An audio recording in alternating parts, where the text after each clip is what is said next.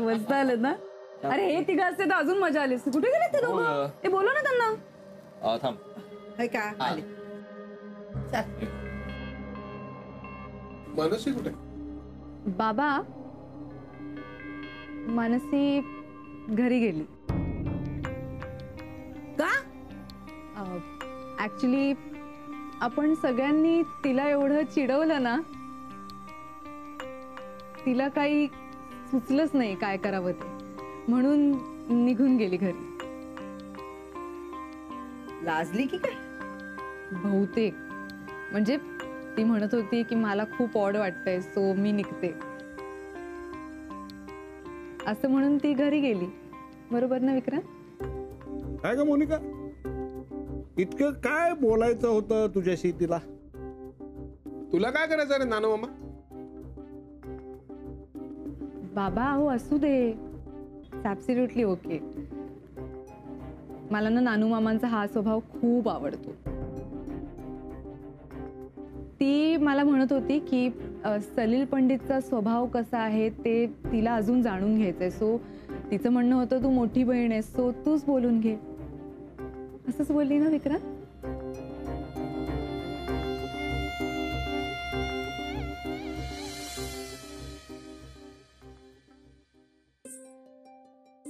अरे हळूहळू, जरा थंड तरी होऊ दे.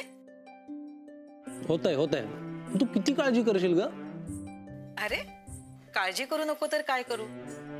एकतर कामाचे सतत 1760 विचार चालू असतात तुझ्या डोक्यात, आणि त्यात हे तुझं स्वतःच्या हाताने बनवून खाणं. मला ना खरंच कमाल वाटत. मी लहान होतो तेव्हा म्हणायचीस की कधी एकदा पटकन मोठा होशील. आता मी मोठा झालोय, स्वतःची कामं स्वतः करतोय, तर तू उलट बोलतेस काय? अरे जगातल्या सगळ्या आयांचं हे असंच असतं. मुलं लहान असली की ती लवकर मोठी व्हावीत असं वाटतं, आणि जेव्हा ती मोठी होऊन दूर जातात तेव्हा ती पुन्हा लहान होऊन आईच्या कुशीत यावीत असं वाटतं. बरं तू हे बघ ना, नूडल्स बघ ना किती भारी झालेत, मस्त आहेत ना? सलील, जशी काही पुरणपोळीच बनवलीस असं सांगतोयस. अरे त्यात काय एवढं कठीण आहे? सलील, पण हे खाणं चांगलं नाहीये. हा अगं आई, पण आता पर्याय आहे का माझ्याकडे? पोळी भाजी मिळत नाही का रे तिथे? अगं मिळते पोळी भाजी, पण ती बाहेरचीच ना शेवटी. त्याच्यापेक्षा हे मी माझं स्वतः करून खातो. म्हणूनच तुला घरात प्रेमाने बनवलेली पोळी भाजी मिळावी म्हणूनच ही सगळी धडपड चालली आहे. काय म्हणाली? नाव काय रे तिचं? ती ना मानसी देशपांडे.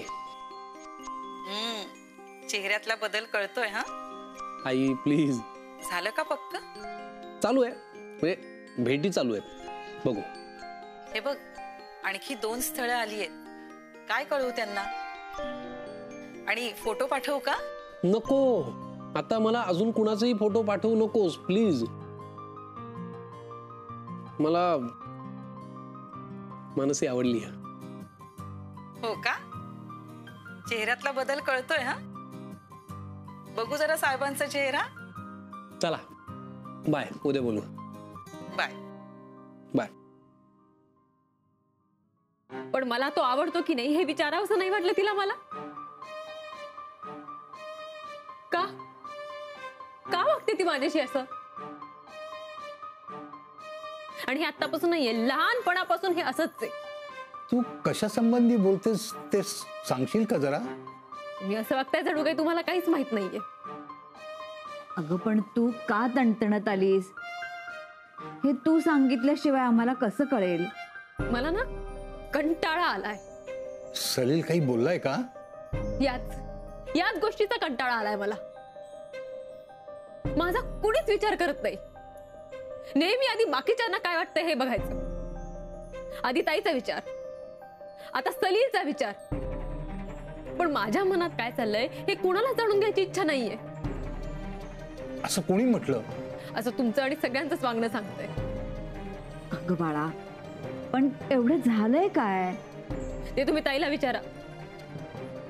आत्ता फक्त एक सांगते, जर यापुढे ताईने माझ्या कुठल्याही वैयक्तिक निर्णयात ढवळाढवळ केली तर सलील सोडा, मी कुठल्याही मुलाशी लग्नासाठी बोलणार नाही.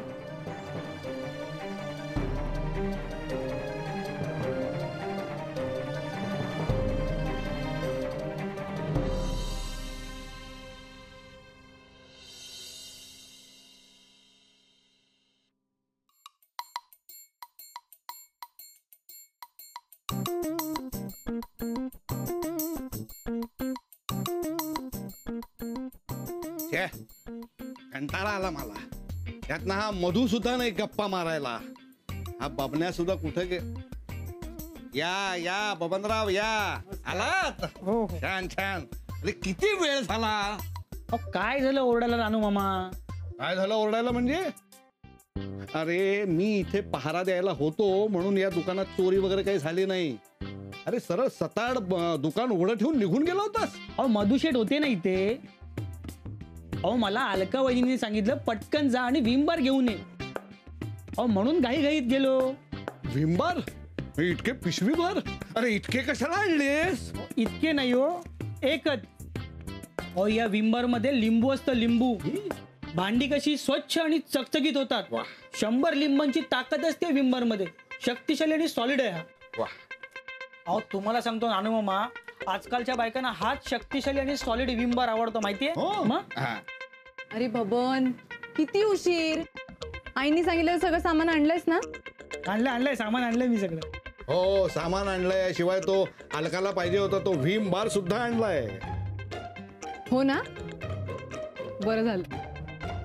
अहो नानू मामा, यांनाच विचारा ना, विमबारच का हवाय तो? म्हणजे काय? त्याशिवाय किचन मध्ये आई दुसरं काहीच वापरत नाही. काय आहे, अलका वापरेल ग. काय आहे, ती जुन्या जमान्यातली आहे. पण तुम्ही नवीन जमान्यातल्या मुली, तो विमबार वापराल का? अर्थात नानू मामा. म्हणजे आजकालच्या मुली, माझ्या किंवा मानसी सारख्या मुली, कठीण कठीण आव्हानं सुद्धा सहज पेलतात ना. अगदी तसाच माझा विमबार चिकट डाग सुद्धा सहज साफ करतो. म्हणूनच तर मानसीने मला सुचवलं होतं. ठीक आहे ठीक आहे, करा. काय चकचकीत करायचे ते करा. बरं बबन, तू सामान घेऊन येशील ना आतमध्ये? आणतो आणतो. चल पटकन, आई थांबल्यात.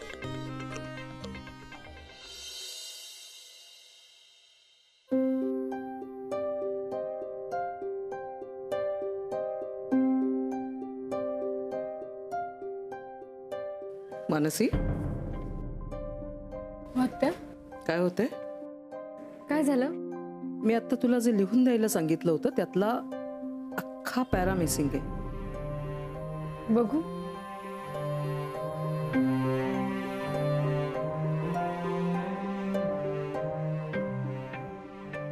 नक्की सगळं ओके आहे ना? सॉरी आत्या, मी लिहून देते लगेच. प्रश्न लगेचचा नाहीये मानसी. प्रश्न असं झालंच कसं याचा आहे. कारण ह्या असल्या सिली मिस्टेक्स तुझ्याकडून होणं केवळ अशक्य आहे. काय झालं? सगळं खरं खरं सांग. काही लपवू नकोस. कारण जे काही झालंय ना, त्याचा तुझ्या कामावर आणि तुझ्यावर काय परिणाम होतोय तो दिसतोय. आत्या, मला एक स्थळ आलंय. मी अजून नीट भेटले नाही त्याला, आणि त्याच्या आत ताईने त्याला माझा होकार कळवला. मग त्याचा गैरसमज झाला. मी समजावलं त्याला, पण आता हे सगळं असं सुरू झालंय आणि मला कळत नाहीये हे का सुरू झालंय. म्हणजे बस, पुढे मला ऐकायचं नाहीये. आणि तू जिथे आहेस तिथून पुढे जायचंही नाहीयेस. हे लग्न वगैरे मला आता काहीही नकोय. लग्नासाठी वयापेक्षा मनाची तयारी लागते, जी आत्ता तुझी नाहीये. आणि जोपर्यंत तू मनाने तयार होत नाहीयेस तोपर्यंत कुणीही तुझ्या मागे लग्न लग्न म्हणून मागे लागू शकत नाही. बघ बघ, तुझा चेहराच सांगतोय सगळं. चांगला मुलगा आहे, हातचा सोडू नका, परत मिळणार नाही. या सगळ्या अंधश्रद्धा आहेत, बाकी काही नाही. आणि आत्ता ही वेळ तुझं तुझ्या करिअरवर लक्ष केंद्रित करण्याची, बाकी कशाचीही नाही. ओके? हो आत्या. काय झालं? काही नाही. अरे मी तिला आता सांगत होते, लग्न आत्ता नकोय. आता मला फक्त करिअरवर कॉन्सन्ट्रेट करणारी मानसी हवी आहे. I don't want to lose you. अरे बापरे, इथे सुद्धा हेच सुरू आहे का? म्हणजे काय, लग्न ह्या विषयाची काही साथ वगैरे आली की काय लोकांमध्ये? प्लीज मला आता तरी ह्या विषयावर काहीही डिस्कशन नकोय. तू इथे असेपर्यंत कुणीही तुझ्या मनाविरुद्ध लग्नाविषयी काहीही बोलणार नाही. थँक्यू आत्या. मी हे कम्प्लीट करून देते.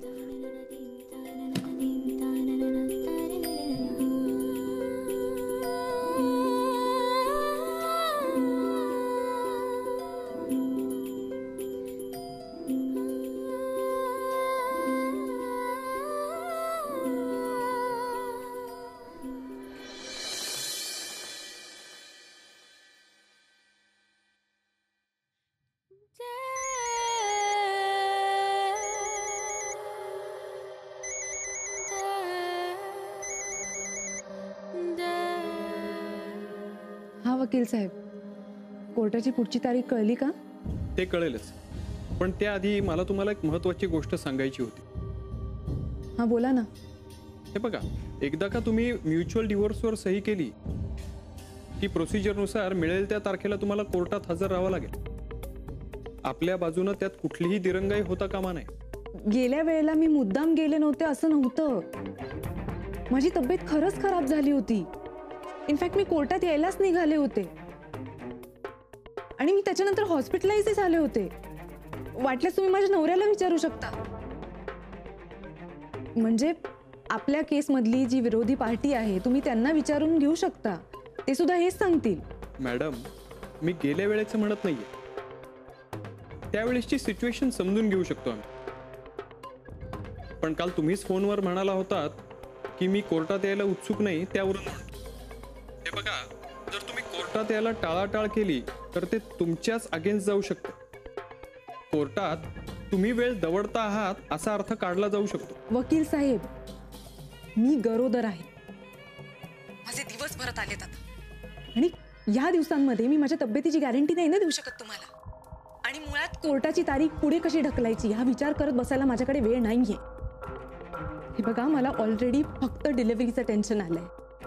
माझ्याकडे दुसरा कुठलाही विचार करायला आता वेळ नाहीये. I understand. मी मात्र तुम्हाला संभावित धोक्याची कल्पना दिली. वकील म्हणून ते माझं कर्तव्य आहे. I know. थँक्यू. पण तुम्ही सांगितल्याप्रमाणे पुढची प्रोसिजर काय असणार आहे? हेच की कोर्टात एकदा तुमचं ऍप्लिकेशन फाईल झालं की 6 महिन्यानंतर तुम्हाला डिवोर्स मिळेल. त्याआधी काउन्सिलिंग सेशन्स होतील तुमचे. तुमच्या समझोता होतोय का हे पाहण्याचा कोर्टाचा एक प्रयत्न असेल. हो, म्हणजे असंही करता येऊ शकतं का? हे बघा दळवे मॅडम, जगातला कुठलाच कायदा जबरदस्तीनं दोघांना एकत्र राहायला भाग पाडत नाही. हा, मात्र कोर्ट केवळ एक संधी देत असते. त्या काळातील तुमच्यातील भांडण किंवा दुरावा मिटवण्याचा तुम्ही प्रयत्न करू शकता.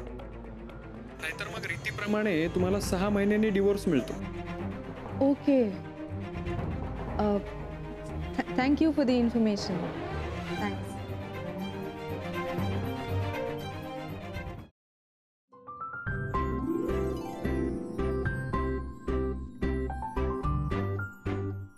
एक्सक्यूज मी मॅम, तुमच्यासाठी हा बुके आलाय. बुके? माझ्यासाठी? नुसता बुके नाहीये, त्याच्याबरोबर एक कार्ड आहे आणि त्याच्यावरती शायरी पण लिहिलेली आहे. सॉरी हा मॅम, मी चुकून वाचलं. बघू.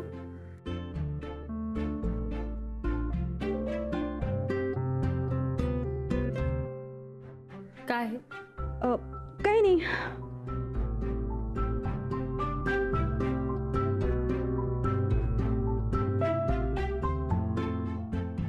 मानसी,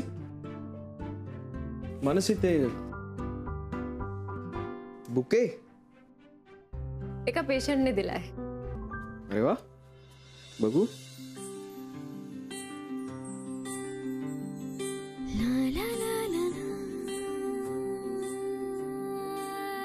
कभी कभी समय भी गुलाब लगता है और कांटे चुभते नहीं जब वक्त मांगने वाला अपना हो. क्या बात है.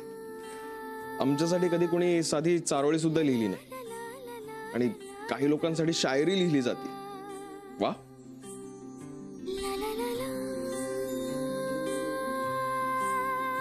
बुके पाठवणारा पेशंट खूप रोमॅन्टिक आहे नाही?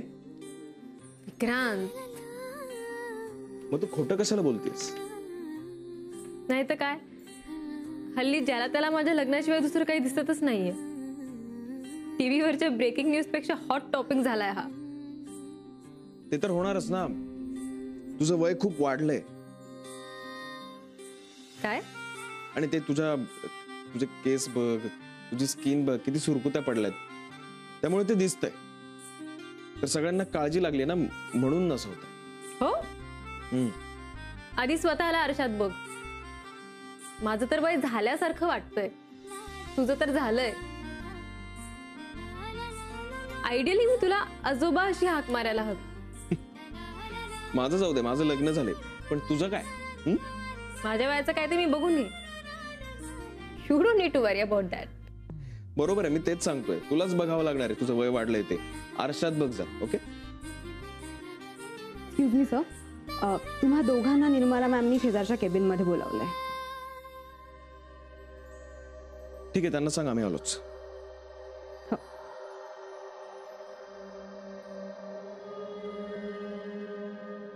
चला, नाहीतर रोमॅन्टिक पेशंटने दिलेल्या बुकेकडेच बघत राहशील.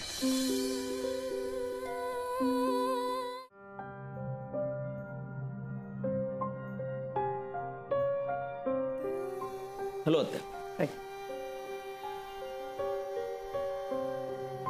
हा चार्ट आहे. कसला चार्ट?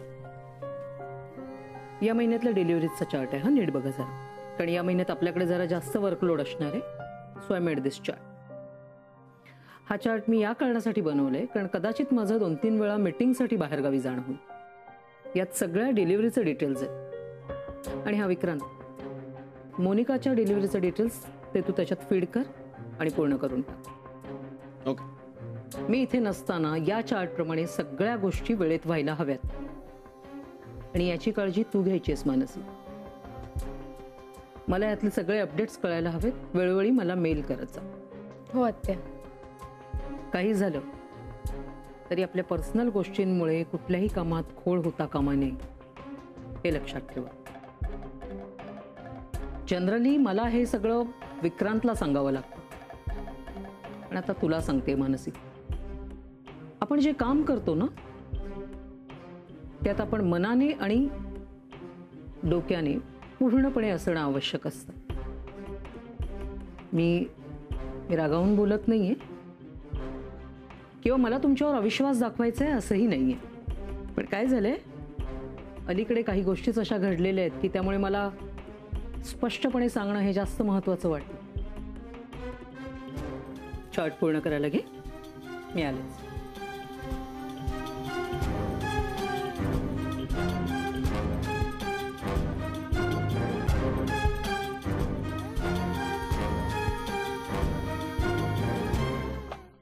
ठीक आहे, this way please. Hello. Hello, मी सलील पंडित. बोला.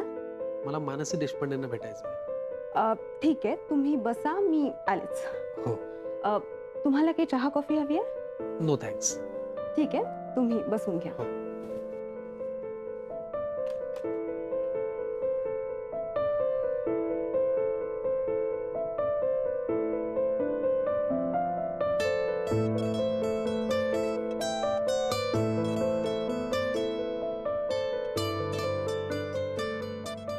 एक्सक्यूज मी मॅम, तुम्हाला भेटायला मिस्टर सलील पंडित आले.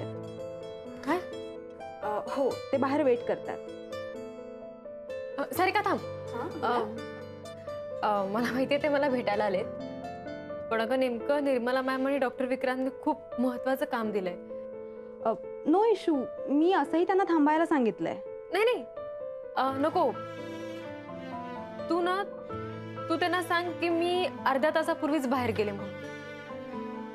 पण मॅम, मी तर त्यांना म्हणजे, किंवा असं सांग की तुझं लक्ष नसताना मी बाहेर गेले. हां, पण मॅम, जर का ते मला म्हणाले की मानसी मॅम येईपर्यंत मी थांबतो, तर मग त्यांना सांग ना की तुला माहित नाही कधी येणार त्या म्हणून. हां, ओके ठीक आहे ओके